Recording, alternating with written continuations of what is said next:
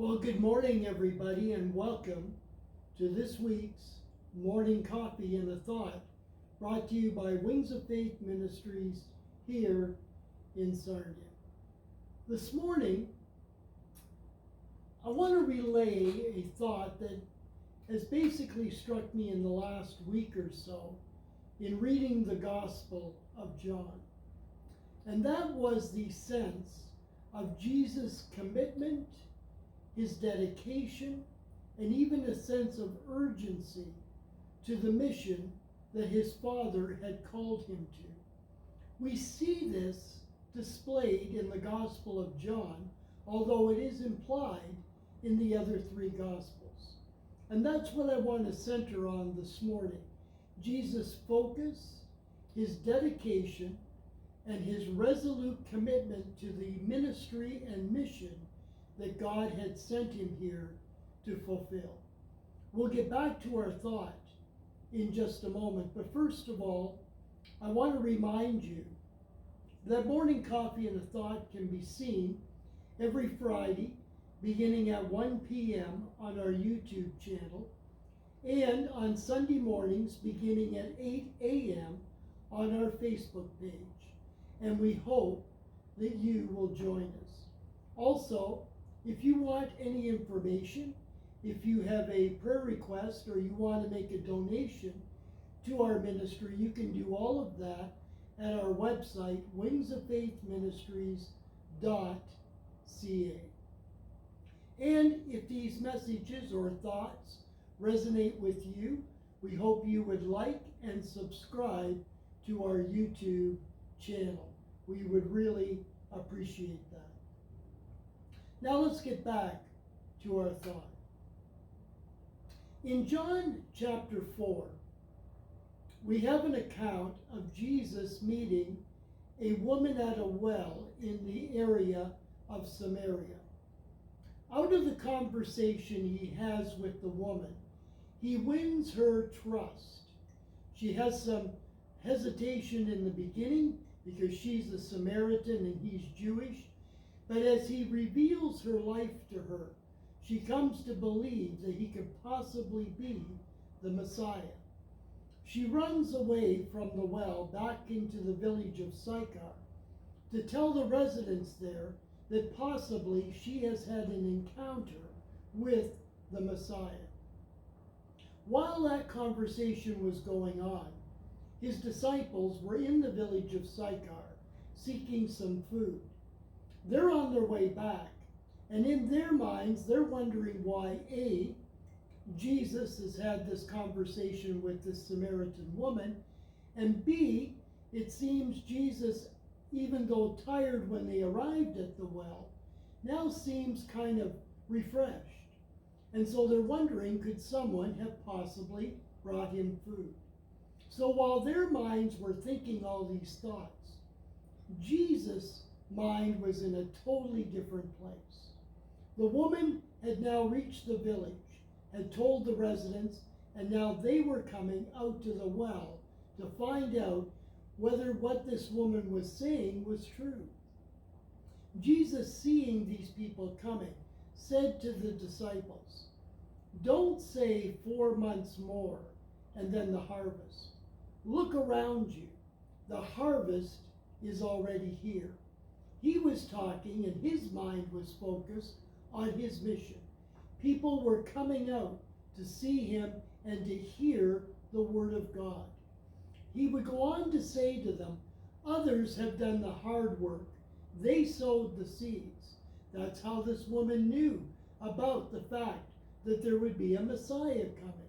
Others had planted seeds. And now Jesus and the disciples were reaping the benefit of those seeds, the harvest that had come.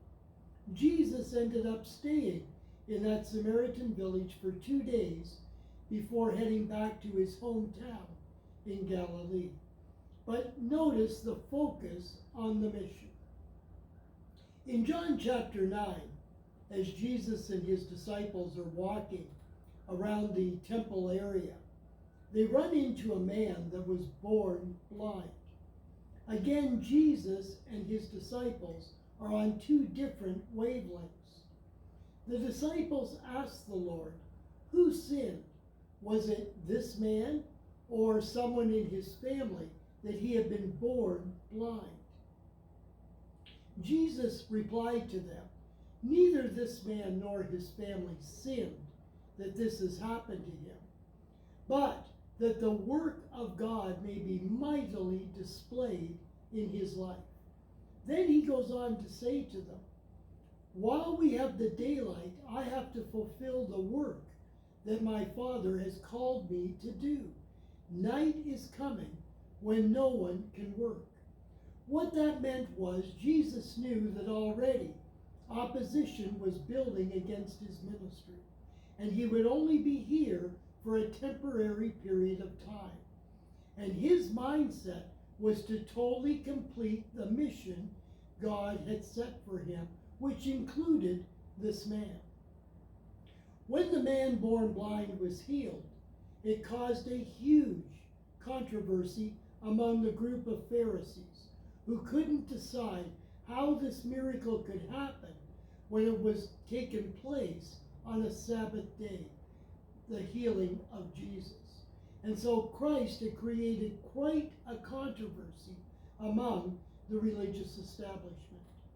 In John chapter 11, we see another example of this, where Jesus is called by two sisters to come to the village of Bethany, which is just outside Jerusalem, because their brother Lazarus was very sick. Jesus waited a couple of days before going back. But when he did decide to go back to Judea, his disciples said to him, "Are you sure you want to go back to the area of Judea?" Remember, they were people who were trying to take your life. But again, Jesus brings up the sense of urgency in the mission. He said, "Are there not 12 hours of daylight? We have to work while it's daylight. Night is coming when you stumble and you don't see your way clearly." Again, we see Jesus' sense of urgency about his mission. He is focused on what the Father has called him to do. By the time Jesus gets to Bethany in Judea, Lazarus has died. But that was all in the plan and purpose of God, because that day in Bethany, Jesus Christ raised Lazarus from the dead. And that set in motion the events that would happen in Passover week. The final example that I want to give to you comes from John chapter 12, the very next chapter. Jesus has now entered Jerusalem. Crowds are gathered around to see the entrance of the Messiah. While this is all happening, Jesus says to the crowd, "Believe in me while you have the light. Darkness is coming. Believe in me and believe in the light that I am revealing to you." In other words, again, a temporary condition. He said, walk in the light while you have the light. All these examples show us how Jesus viewed his life.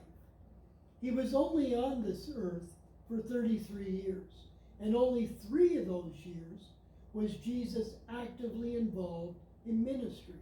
It was a short, temporary period of time. But we can take that one step further.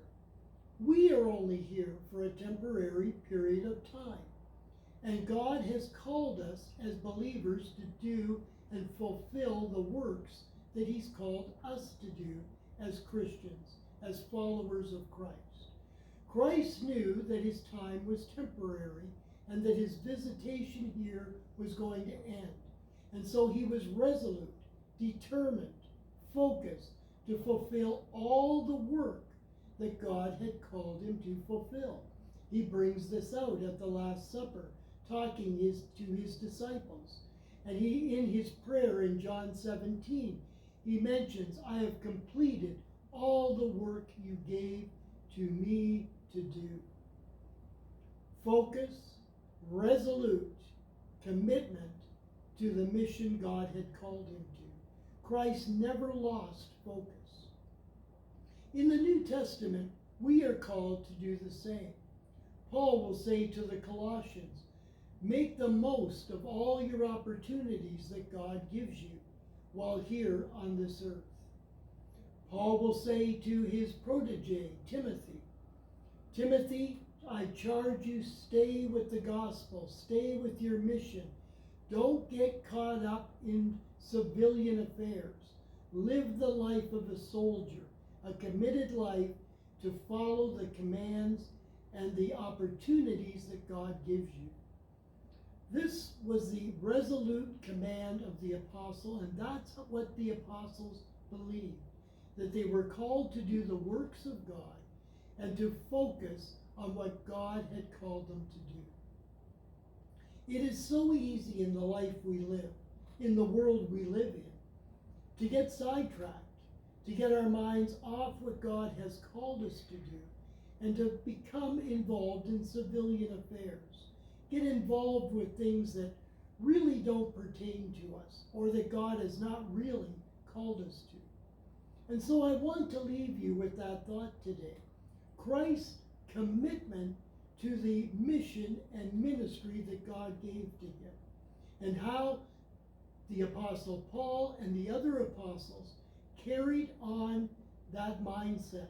They were committed to what God had called them to.